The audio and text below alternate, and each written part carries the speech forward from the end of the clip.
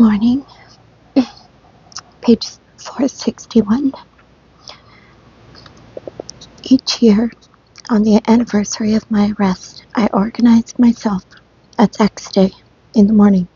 I cut off 650 grams of bread, put 2 lumps of sugar in a cup, and pour hot water on them. For lunch, I asked them to make me some broth and a ladle full of thin mush. And how quickly I get back to my old form. By the end of the day, I'm already picking up crumbs to put in my mouth and licking the bowl. The old sensations start up vividly. I had also brought out with me, and still keep, my number patches. Am I the only one? In some homes they will be shown to you like holy relics. Once I was walking down Novoslobodskaya Street, the Butyrki prison parcels reception room. I went in. It was full, mostly of women, but there were men too. Some were handing over parcels, others standing and talking. This was where our parcels had come from. How interesting. With an air of complete innocence, I went over to read the rules, but a fat-faced sergeant major marked me with his eagle eye and strode toward me. "What do you want, citizen?" His nose told him this was not a man with a parcel, but a man up to tricks. Obviously, I still had the convict smell about me. "Should we visit the dead? Your own dead, lying where you, too, should be lying? Run through with the bayonet?" A.Y. Olenyev, an old man by then, went in 1965. With a rucksack and stick, he made his way to the former medical section. From there, up the hill, near the settlement of Kirky, where the burial ground was. The hillside was full of skulls and bones, and nowadays the inhabitants call it Bone Hill. In a remote northern town, where there is half a year of daylight and half a year of night, lives Galia V. She has nobody in all the world, and what she calls home is one corner of a nasty, noisy room. Her recreation is to take a book into a restaurant, order wine, and spend her time drinking, smoking, and grieving for Russia. Her best friends are cafe musicians and doormen.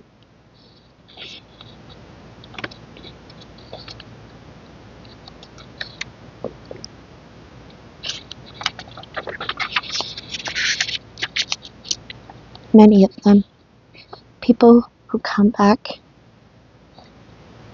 from you-know-where, conceal their past. I am proud of my life story. Associations of former Zeks gather once a year, varying place from time to time, to drink and reminisce. And strangely enough, says V.P. Golitsyn, the pictures of the past conjured up are by no means all dark and harrowing. We have many warm and pleasant memories. Excuse me. Another normal human characteristic, and not the worst. My identification number in camp began with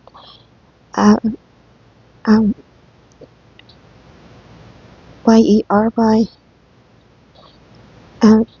Yuri.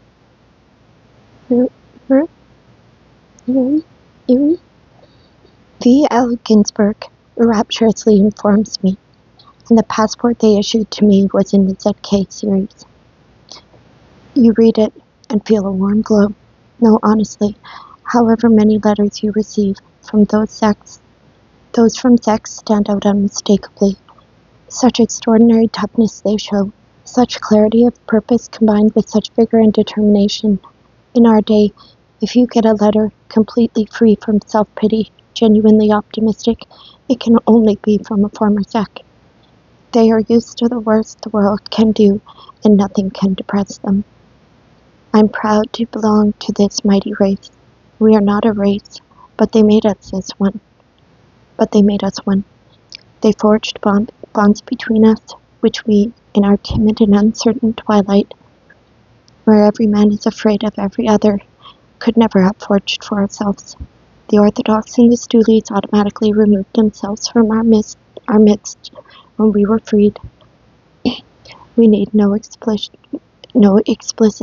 agreement to support each other. We no longer need to test each other. We meet, look into each other's eyes, exchange a couple words, and what need for further explanation. We are ready to help each other out. Our kind has friends everywhere, and there are millions of us. Life behind bars has given us a new measure for men and for things. Excuse me. It has wiped from our eyes the gummy film of habit, which always clouds the vision of the man who has escaped shocks. And we reach such unexpected conclusions. And Stolyarova, who came from Paris of her own free will in 1934 into the trap which bit off the whole middle part of her life, far from torturing herself and cursing the day she came, says, I was right to defy those around me, to defy the voice of reason. I was right to come to Russia. Without knowing a thing about Russia, I understood intuitively what it would be like. At one time, I.S. Karpunich Braven, then a fiery, successful, and impatient brigade commander in the Civil War, did not bother to examine the lists put before him by the head of the special section, but simply took a blunt pencil and jotted down at the bottom, not the top of the page, HM, small letters, not capitals, and without periods, as though it was a triviality. HM meant the highest measure of punishment for all of them. After that, he was promoted, and after that he spent 20 years and a half on a Kolyma. And next we find him living alone on a lonely piece of land in the middle of the forest, where he waters his garden, feeds his hens, makes things in his carpenter's shop, does not petition for rehabilitation, uses foul language about Voroshilov, fills exercise books with endless angry answers to every broadcast he hears and every newspaper article he reads. But a few more years pass, and the farmyard philosopher thoughtfully copies this aphorism out of a book. It's not enough to love mankind, you must be able to stand people. And just before he died, he wrote, in words of his own, but words so startling that you wonder whether they belong perhaps to some mystic or perhaps to the aged Tolstoy. I have lived and judged all things by their effect on me, but now I am a different man. I have stopped judging things in this way. The remarkable V.P. Tarnowski simply stayed on the Kolyma after serving his sentence. He writes verses, but sends them to nobody.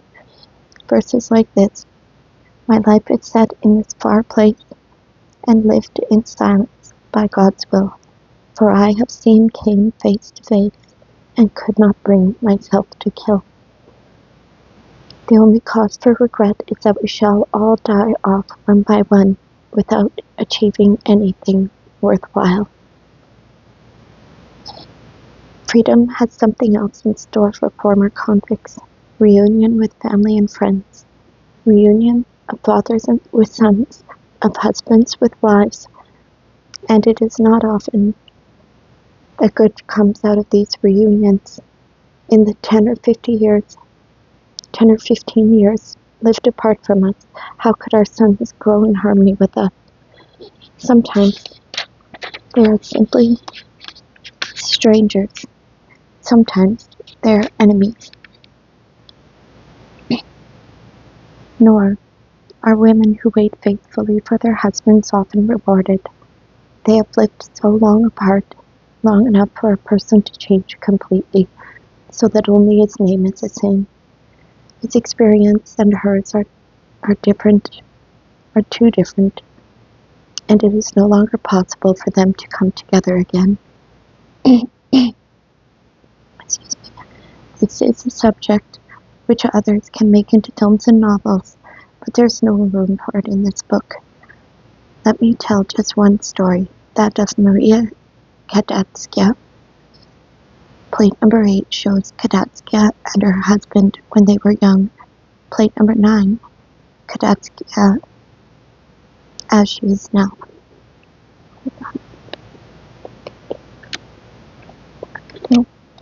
I have to look up what they're talking about, those plates. In the first 10 years, my husband wrote me 600 letters. In the next 10, just one. And that one made me wish I was dead. When he got leave for the first time, after 19 years, he went to stay with relatives and only came to see me and my son for 4 days on his way through. The train by which we expected him was taken off that day. After a sleepless night, I lay down to rest. I heard a ring, a strange voice. I went to see Maria Venedikovna.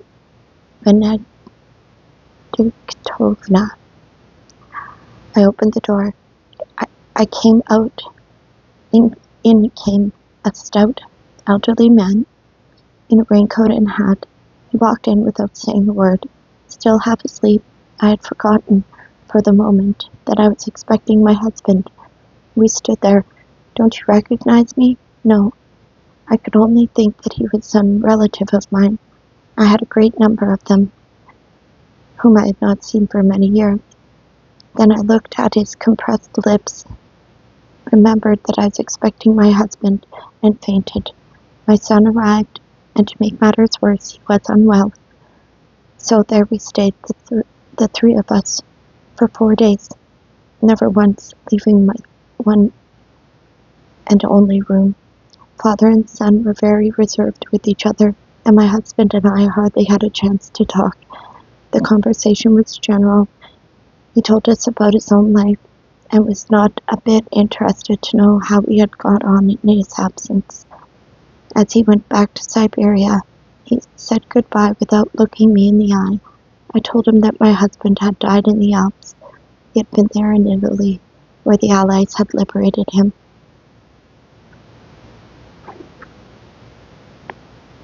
There are, however, reunions of a different and more cheerful kind. You may meet a warder or a camp commander at the Teberdinsk Tourist Center. You suddenly recognize physical training instructor Slava as a screw from Norilsk, or Misha Bakst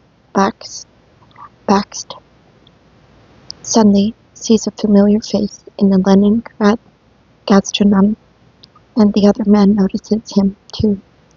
Captain Gusak, commander of a camp division, is now out of uniform. Wait a bit.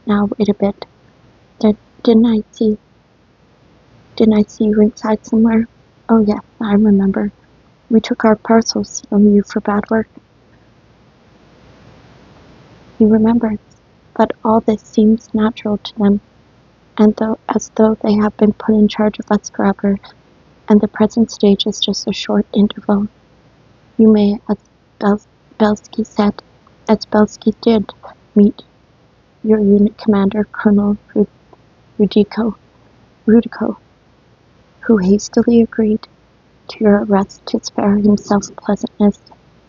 Also, in civilian clothes and a neat fur cap, with an air of scholarly respectability, you may also meet your interrogator, the one who used to strike you or put you in to feed the bugs. Nowadays he is drawing a good pension, like Kavat, for instance, who interrogated and murdered the great Vavilov and now lives on Gorky Street. God save you from such a meeting. It is you again who will suffer a blow to the heart, not he. Then again you might meet the man who denounced you, the one who put you inside and is obviously flourishing. For some reason, heaven does not rain thunderbolts on him. A prisoner who returns to his native land, his native place, is bound to see those who are informed on him. Listen, why don't you bring a case against them? Some hot-head friend will urge him. At least it would mean public exposure. And at most, as everybody knows. No, I don't think so. Let's leave things as they are, the rehabilitated prisoner will answer. Because to bring such a case, you would have to begin harnessing those 100 oxen. Let life punish them, says Avner Barazov with a shrug. It's all he can say.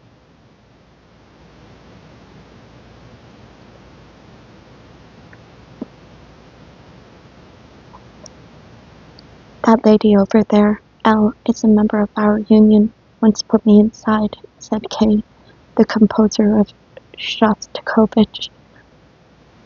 Make a written statement, Shostakovich angrily suggested, and we'll expel her from the union. Don't bet on it, though. K waved the thought away. No, thank you. I've been dragged around the floor by this beard, and I don't want any more. But is it just a matter of retribution? G. Polev complains that when I came out, the dirty swine who landed me in jail for the first time very nearly got me put away again, and I would have pulled it off if I hadn't abandoned my family and left my hometown. Now that's how it should be. That's our Soviet way of doing things.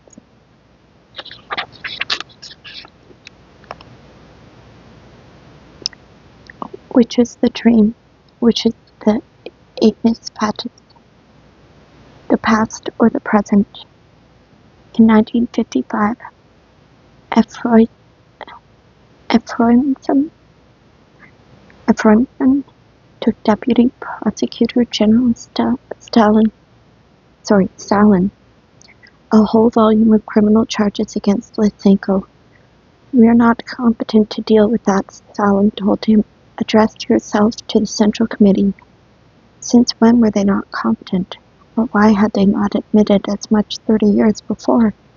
The two false witnesses who put Chopenyev in the Mongolian hall, Lazovsky, Seryogin, are both flourishing. Chopenyev went to see Sorokin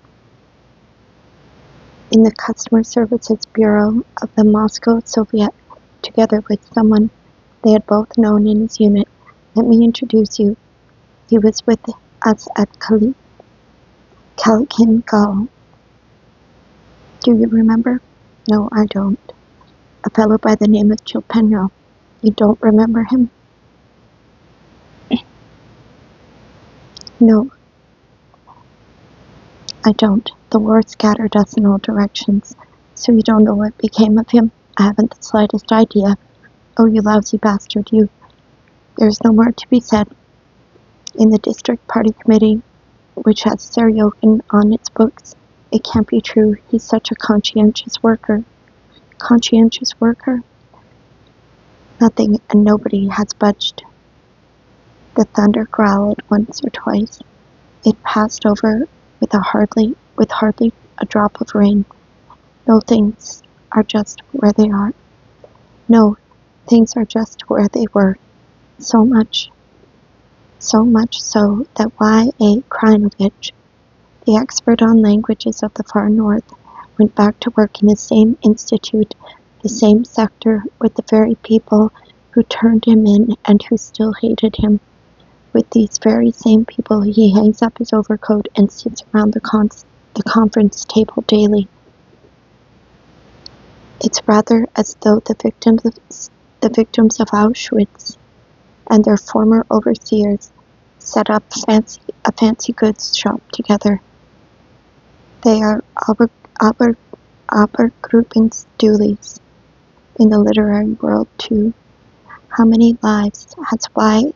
Ellsberg destroyed, or Lesuchevsky?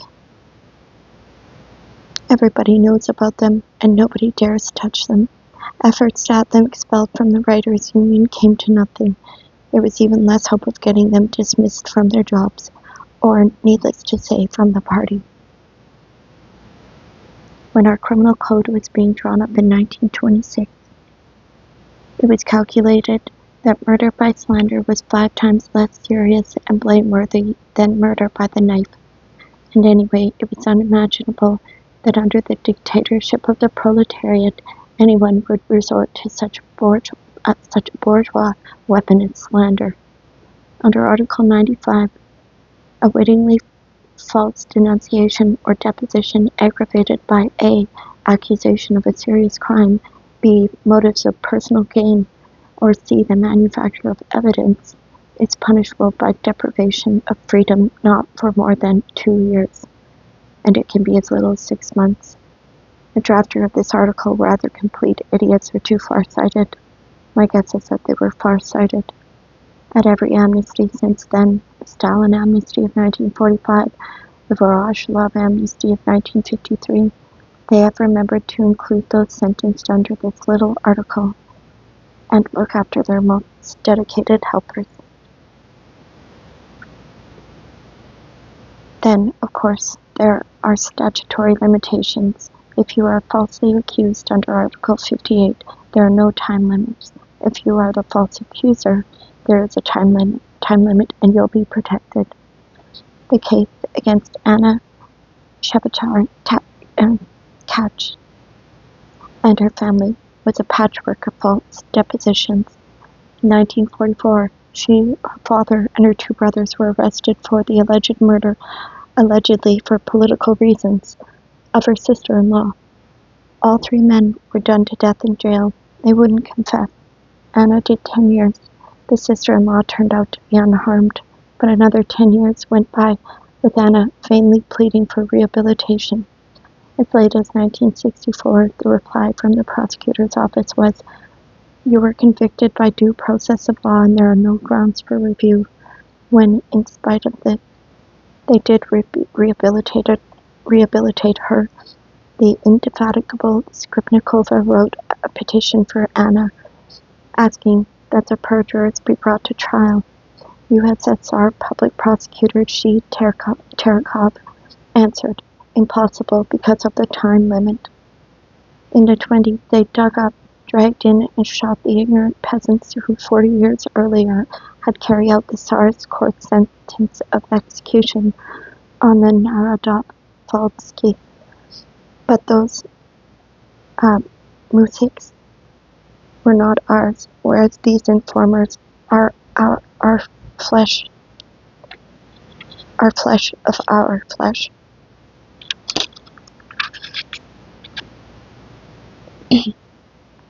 Such is the freedom into which former Zeks are released. Look where you are, look where you will. Is there any historical parallel? When did so much generally recognized villainy escape judgment and punishment? Why should we expect anything good to come of it? What can grow out of this stinking corruption? How magnificently the wicked scheme of the archipelago has succeeded. End of part 6. So tomorrow, part 7. Stalin is no more.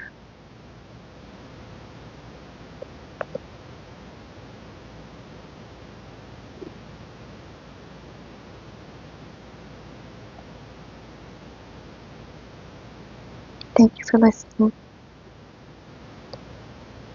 Have a good day.